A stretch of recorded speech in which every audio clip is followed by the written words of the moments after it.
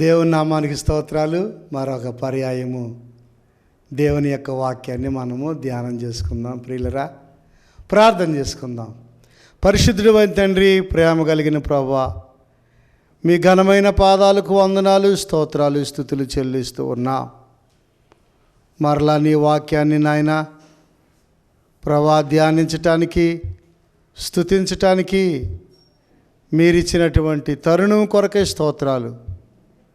ప్రభువా, లేఖనాలను మేము ధ్యానిస్తూ ఉండగా ప్రభువా, అనేకులు వాక్యం విని ఆత్మీయ మేలులు పొందుకోవటానికి సహాయం చేయండి. ప్రభువా, నీతిమంతులను విడిచిపెట్టే దేవుడు కాదు, త్రోసివేసే దేవుడు కాదు. ప్రభువా, మీరు ఎంతైనా నమ్మదగిన దేవుడవు. వారికి ఆపదలు వచ్చినప్పుడు, కష్టాలు వచ్చినప్పుడు, ఇరుకులు వచ్చినప్పుడు ప్రభువా ఎంతగానో కాపాడే దేవుడు నాయన. అబ్రహామును కాపాడావు, లోతును కాపాడావు ప్రభువా, నీ స్తోత్రాలు. ఈ సమయంలో నా ప్రభువా, నా దేవా నాయనా, మరి నన్ను మీ సిలువ చాటును మరుగుపరుచుకుని కొద్ది మాటలు దయచేయమని యేసు నామములో అడుగుచున్నాము తండ్రి, ఆమేన్. ప్రియులరా, మరి చూడండి, ఈరోజు వాక్య భాగాన్ని మనం ధ్యానం చేసుకుందాం. ఆదికాండము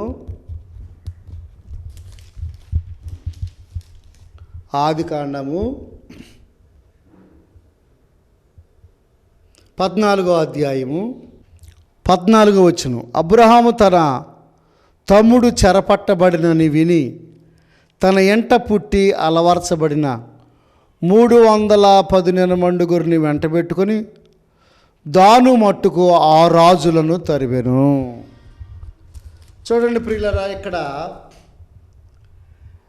4 రాజులు 5 రాజుల మీద యుద్ధం చేయటం, లోతు ఖైదీగా పట్టబడటం, అబ్రహాము అతనిని విడిపించటం, మెల్కీసెదెకు అబ్రహామును దీవించటం. చూసారా, ఈ 14వ అధ్యాయంలో 4 రాజులు, అన్ని రాజులు 5 రాజుల మీద యుద్ధం చేయటం జరిగింది. ప్రియులరా, ఇప్పుడున్నటువంటి పరిస్థితుల్లో యుద్ధాలు, కడవరి దినాల్లో ప్రియులరా ఇటు చూసినా యుద్ధ వాతావరణం కనపడుతుంది. భౌతిక సంబంధమైన యుద్ధాలు, ఆత్మ సంబంధమైన యుద్ధాలు, పేరు ప్రఖ్యాతుల కొరకు యుద్ధాలు. మరి మా దేశము గొప్పది, మా దేశము గొప్పది అని దేశం యొక్క ప్రాముఖ్యతను, ఆ దేశాన్ని పరిపాలించే ప్రియులరా రాజులు ఎవరికి వాళ్ళే మేము గొప్ప, మేము గొప్ప, మాది గొప్ప, మాది గొప్ప అని, మా దేశం గొప్ప, మా దేశం గొప్ప అని ఎవరికి వాళ్ళే కారాలు మిరియాలు కాలు దువ్వుచూ ఉన్నారు. చూడండి, 4 రాజులు 5 రాజుల మీద యుద్ధం చేయటం. 4 రాజులు షేనారు రాజైన అమ్రాపేలు, ఎల్లసారు రాజైన అర్యోకు, యాలాము రాజైన కదొర్లామోయరు, గోయాయుల రాజైన తేదాలు అను వారి దినములలో వారు సొదొమ రాజైన బేరాతోను, గొమోరు రాజైన బెర్షతోను. చూసారా, గమనించండి, చివరి దినాల్లో మళ్ళీ అవే యుద్ధాలు. ప్రారంభ దినాల్లో ఆదికాండములో అన్ని రాజులు వాళ్ళు వీళ్ళు మరలా ఈ కడవరి దినాల్లో అదే యుద్ధాలు ప్రకటన గ్రంథంలో మనం చూస్తే సేమ్. కనుక ఈ యుద్ధాలు ఎటు దారితీస్తాయి అంటే రెండవ రాకడకే దారితీస్తాయి. అప్పుడు నీతిమంతులకు తిప్పలు తప్పు. చాలామంది శ్రమలకు గురయ్యే అవకాశం ఉంది. ప్రియులరా, కొంచెం దాని యొక్క ప్రభావము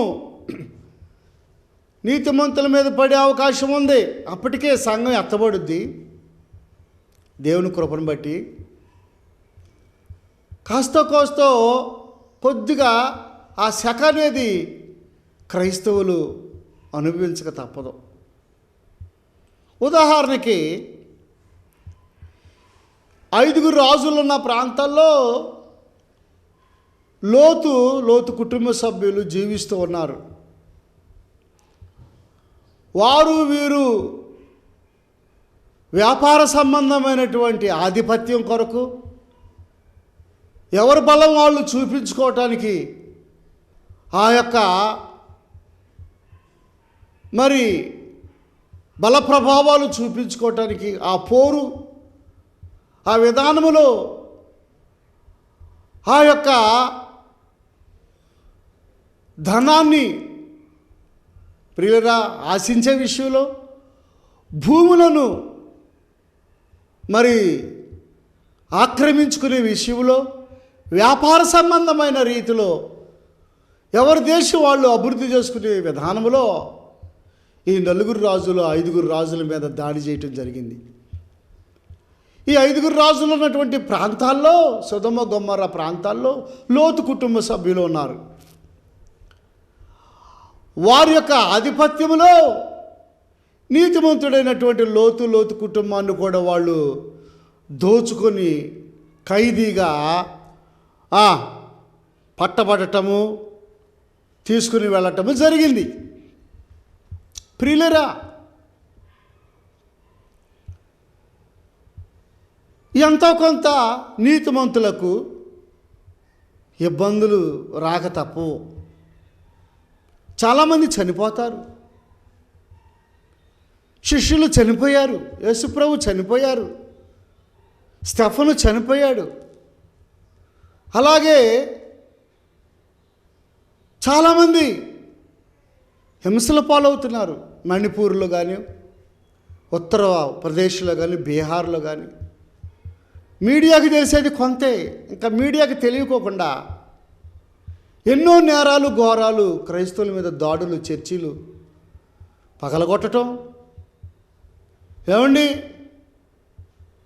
చాలా కుట్రలు జరుగుతున్నాయి. అయితే భౌతికమైన దాడులు జరిగినప్పటికీ భయపడాల్సిన అవసరం లేదు.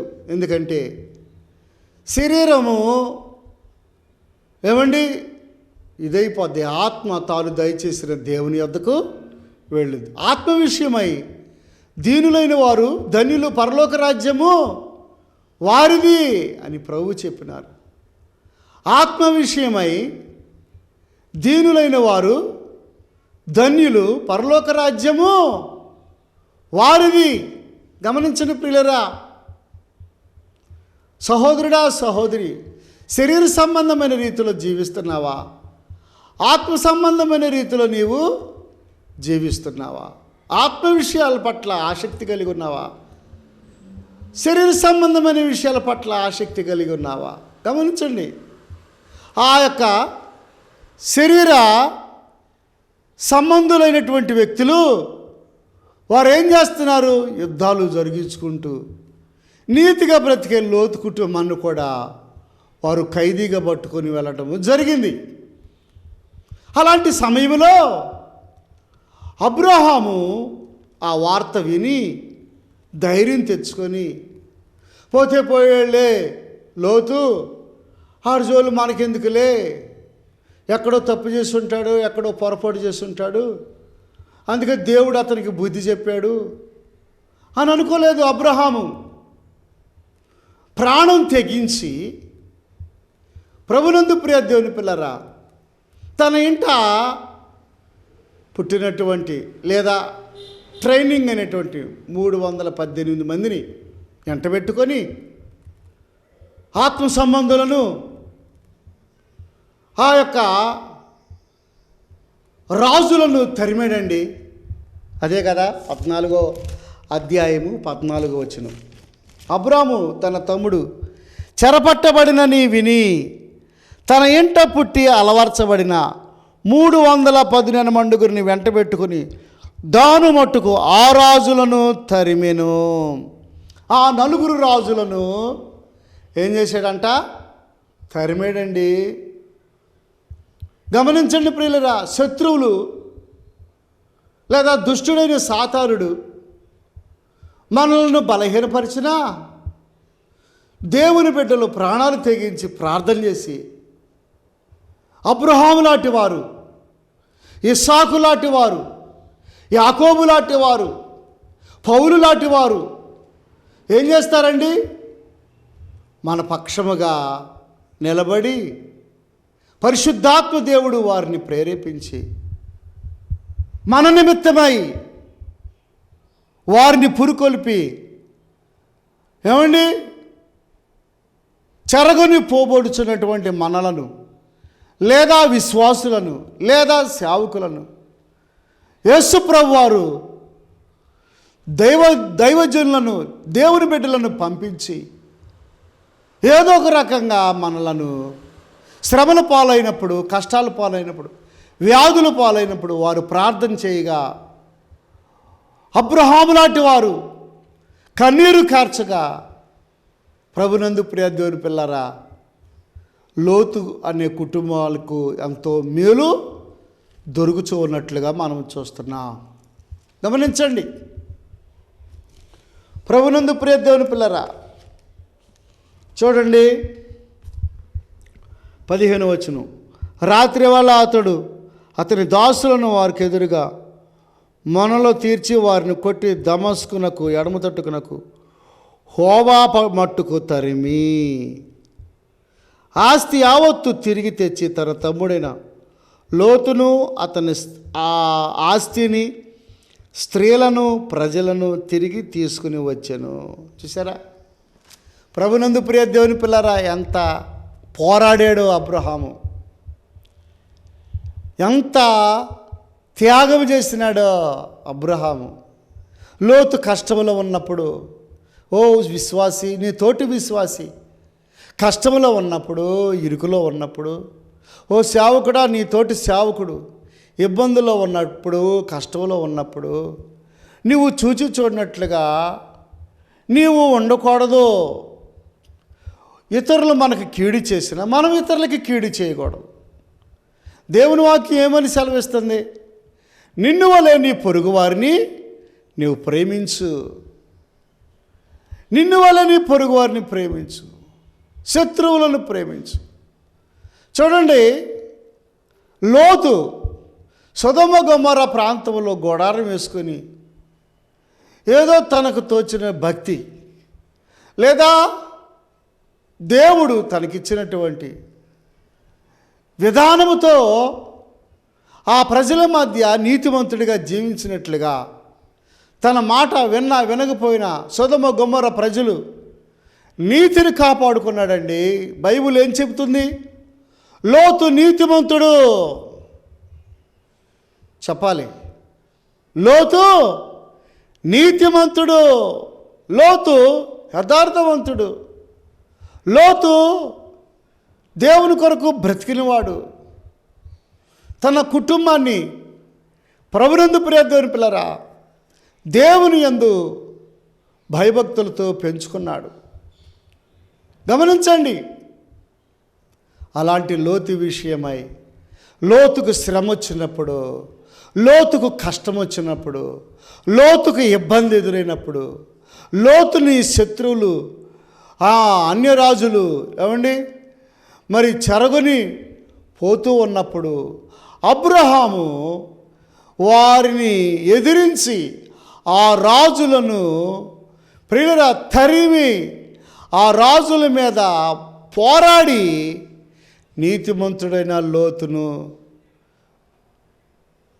మరలా ఎంతో పోరాడి నడిపించినట్లుగా మనం చూస్తున్నాం, విడిపించినట్లుగా మనము చూస్తున్నాం. అట్లాగే ప్రభునందు ప్రియ దేవుని పిల్లరా, మనము కూడా పోరాడి సాతాను ఉచ్చులో, అన్య రాజుల ఉచ్చులో, నామకార్థపు ఆ ఉచ్చులో ఉన్నటువంటి మానవాళిని, విశ్వాసులను మనము కూడా ఏం చేయాలి?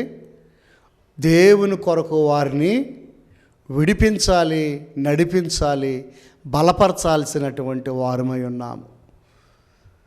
ప్రియులరా, నాకెందుకులే లోతు గురించి, నాకెందుకులే ఆడికి అట్టగా జరగాలి, అతడు అట్లాగే నష్టపోవాలి అని అనుకోలేదు ప్రియులరా.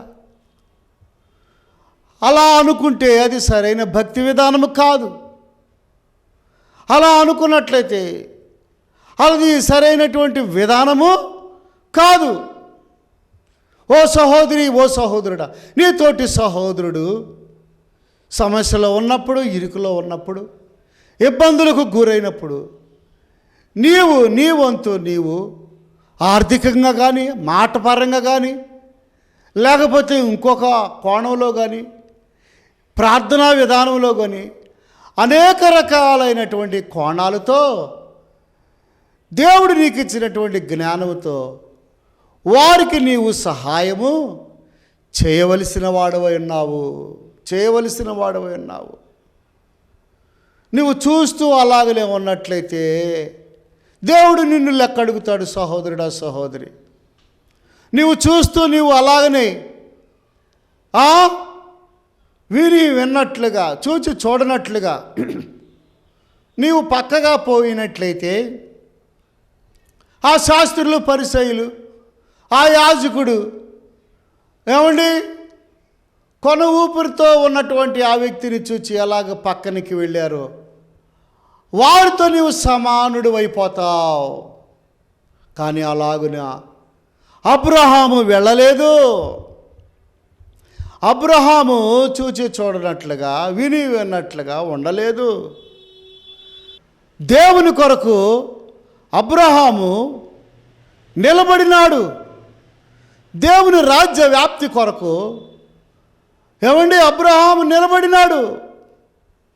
అయ్యో, నేను వెళ్ళినట్లయితే ఆ రాజులకు నేను కూడా చనిపోతేమోనేమో, ఈ నా వెంట ఉన్న వారికి అపాయం దొరుకుద్దేమో.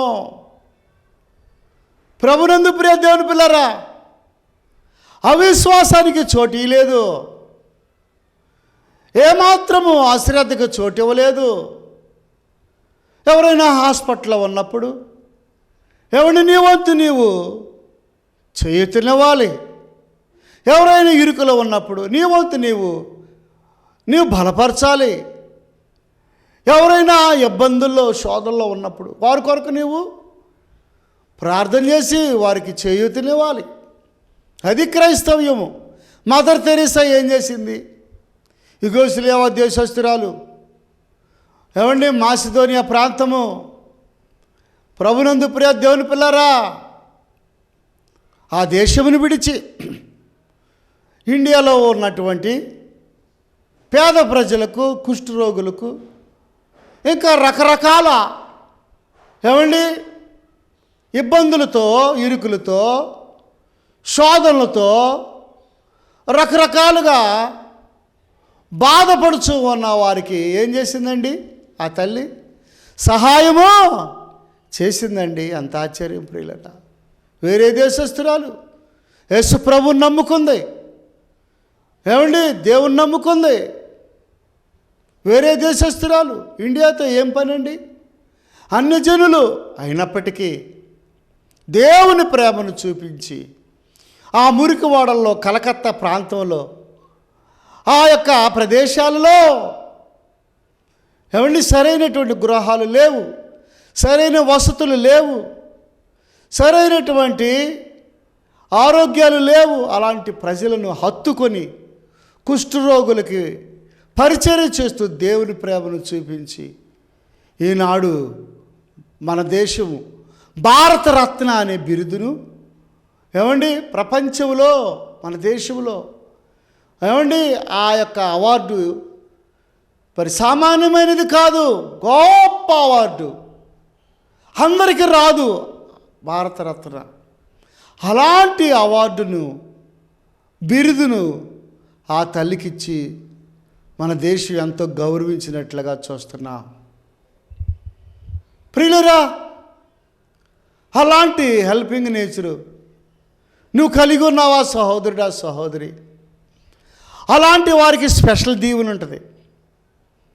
ఆ 4 రాజులను జయించి లోతును విడిపించి ప్రజలను ఆస్తిని మరలా ప్రియులరా శత్రు రాజుల్లో నుండి వారిని విడిపించి ఆ ఆస్తిని అంతటిని సమకూర్చి తిరిగి వస్తూ ఉండగా అక్కడ మెల్కీసెదెకు అనే యాజకుడు రొట్టెను ద్రాక్షారసాన్ని అబ్రహాముకు ఎదురుపడి ఇచ్చినట్లుగా చూస్తున్నాం. చూడండి, నీతిమంతుడు, యథార్థవంతుడు, న్యాయవంతుడు, ధర్మం కలిగినటువంటి వాడు అబ్రహాముకి భౌతికమైన ఆశీర్వాదము, భౌతికమైనటువంటి ఆ దీవెన, అలాగనే ఆ యుద్ధములో ఎంతో జయాన్ని ఇచ్చినాడు దేవుడు. అంతేకాదు ప్రియులరా, వారిని జయించి తిరిగి వస్తూ ఉండగా దేవునికి సర్వోన్నతుడైన యాజకుడు, సర్వోన్నతుడైన దేవునికి యాజకుడు మెల్కీసెదెకు, ఊరు లేదు, షాలేము రాజు. ఏమండి, ఈ లోకంలో ఎన్ని రాజ్యాలున్నా, ఎంతమంది ప్రజలు, ఎంతమంది రాజులున్నా, ఎన్ని దేశాలు ఉన్నా, షాలేము అనే దేశము ఒకటి ఉంది, సియోను, ఇశ్రాయేలు దేశము. దానికి రాజు యేసు ప్రభు వారు. యేసు ప్రభుకి సాదృశ్యంగా ఉన్నాడు ఈ మెల్కీసెదెకు. ప్రియులరా, మహిమాయుక్తంగా ప్రత్యక్షమయ్యాడండి. తల్లిదండ్రులు ఎవరో తెలియదు. ఆ రాజ్యము షాలేము రాజు. ప్రభునందు ప్రియ దేవుని పిల్లరా, అక్కడ ఒక్క చోట మరొక చోట మెల్కీసెదెకు గురించి వ్రాయబడి ఉంటుంది. అంత ప్రత్యక్షము, మహిమ, ఆత్మదేహము. ఏమండి, అబ్రహాముకు ప్రత్యక్షమయ్యాడండి రొట్టెను ద్రాక్షారసాన్ని. ఆ రొట్టె ఆ ద్రాక్షారసం ఎవరికి సాదృశ్యంగా ఉంది? సిలువలో రక్తం చిందించిన యేసు ప్రభు ద్వారా ఆయన రక్తం చిందిస్తేనే ఈ మానవాళికి ఆత్మ ఆశీర్వాదము, భౌతికమైన ఆశీర్వాదము, శారీరక ఆశీర్వాదము.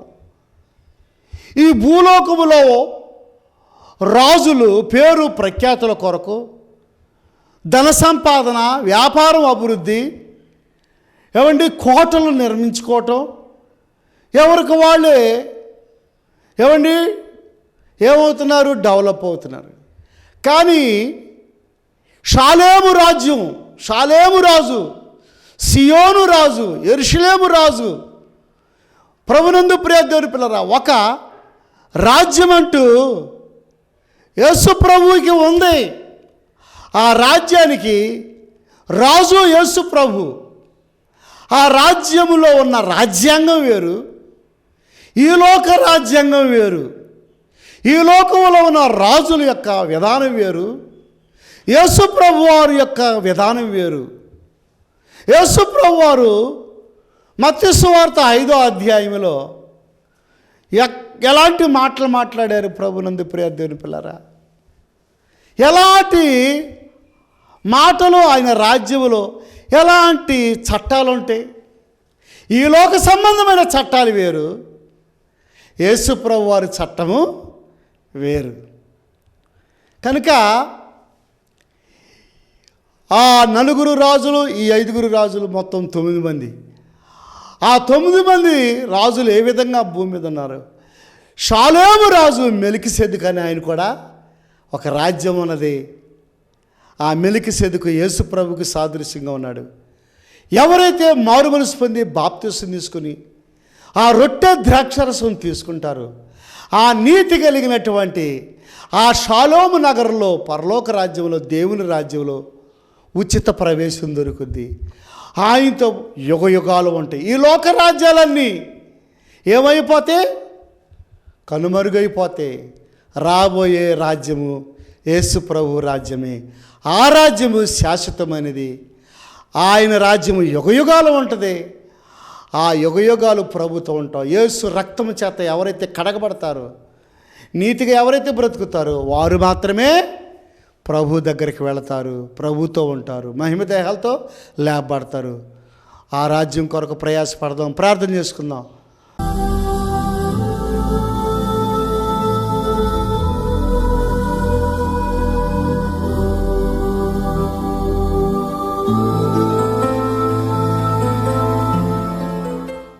పరిశుద్ధుడైన తండ్రి, ప్రేమ కలిగిన ప్రభా, నీ పాదాలకు వందనాలు చెల్లిస్తూ ఉన్నాం.